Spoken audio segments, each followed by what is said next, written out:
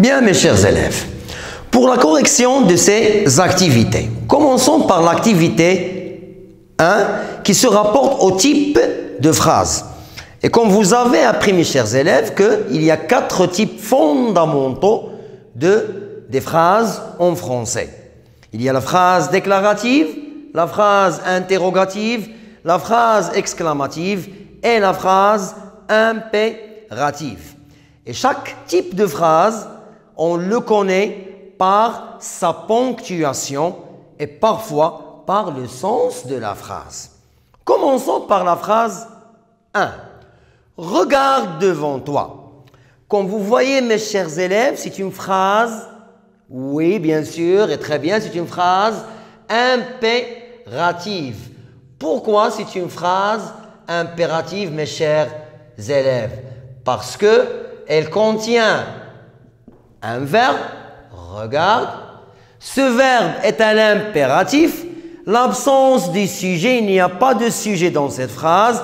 Alors, dans cette phrase, il y a un ordre donné par quelqu'un à une autre personne. Et par exemple, un professeur qui dit à son élève qui ne fait pas attention à la leçon, « Regarde devant toi ».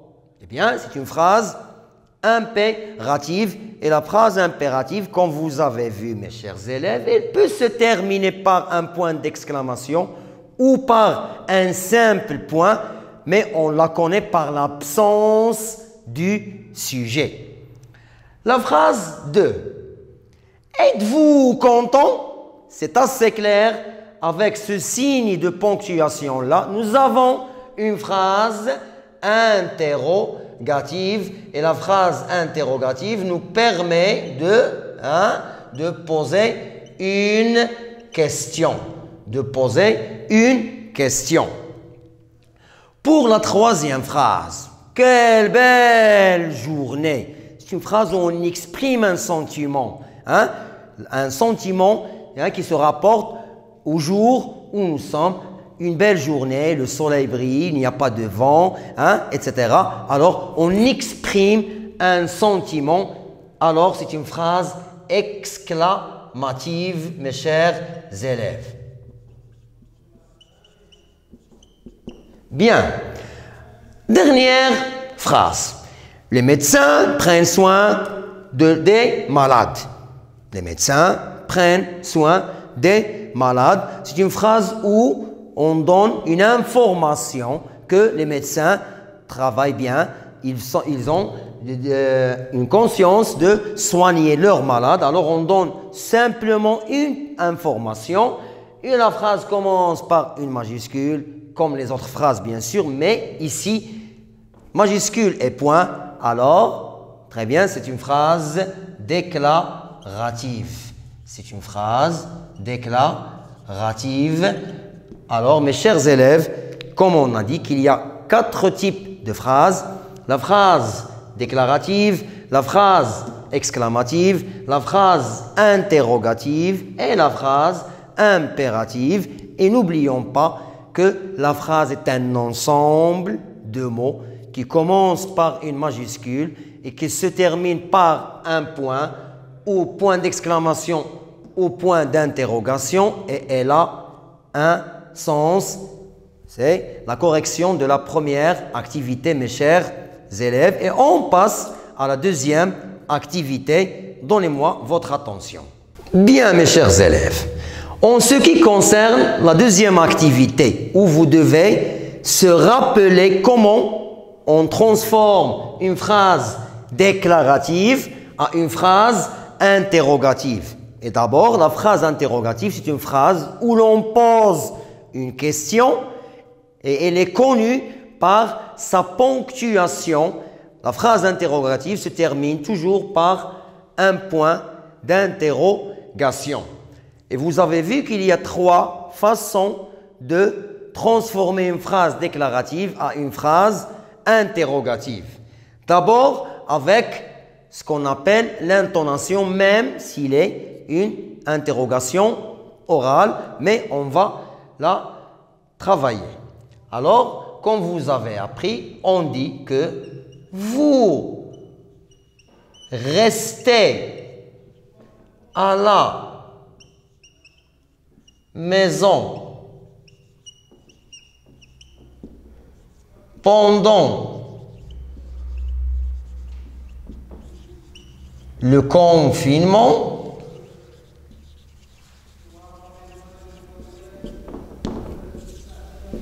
Et ici, rien n'a changé sauf la ponctuation et la façon de lire la phrase.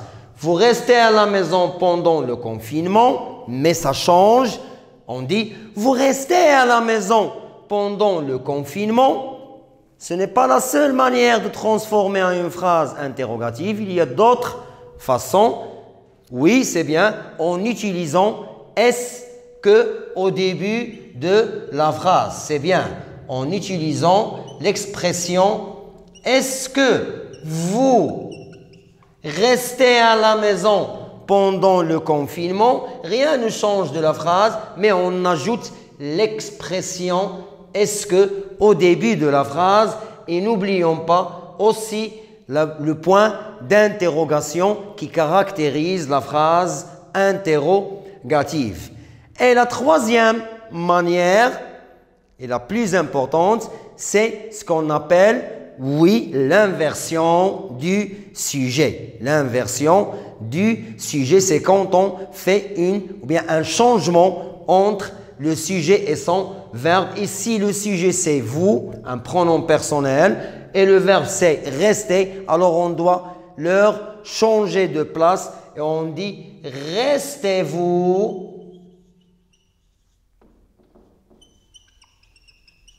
à la maison pendant le confinement.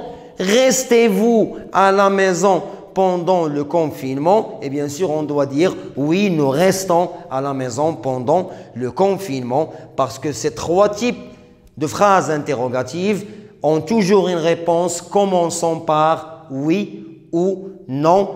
Bien, mes chers élèves, j'espère que vous vous êtes bien rappelés de cette leçon. Passons aux deux dernières activités. Donnez-moi votre attention. Bien. Pour la troisième activité, où vous devez diviser la phrase en deux parties. Partie du groupe nominal sujet et la partie du groupe verbal. La partie du groupe nominal sujet ou bien le groupe nominal sujet, c'est-à-dire le sujet qui fait l'action de la phrase. Ici, ce sont les élèves qui nettoient leur classe. C'est ça notre groupe verbal. Souligne le groupe nominal sujet. Les élèves, que font ces élèves? Ces élèves nettoient leur classe. Pour la deuxième phrase, on respecte nos parents. On doit souligner le sujet. Le sujet ici, c'est un pronom personnel indéfini. On, et bien sûr, qu'est-ce qu'on fait? On respecte. Alors, le verbe c'est respecte, c'est-à-dire que respecte nos parents, c'est notre groupe verbal, mes chers élèves. Bien sûr, le sujet, c'est lui qui fait l'action sur un verbe avec la partie des mots qui le suivent. Ça forme, comme on a dit en classe, un groupe verbal. Dernière activité, mon cher élève, c'est là où tu dois montrer que tu connais qu'est-ce qu'un complément d'objet direct. Et le complément d'objet direct, c'est un mot qui répond à la question « quoi ?» qui répond à la question « quoi ?» Alors, pour le connaître, on doit poser cette question.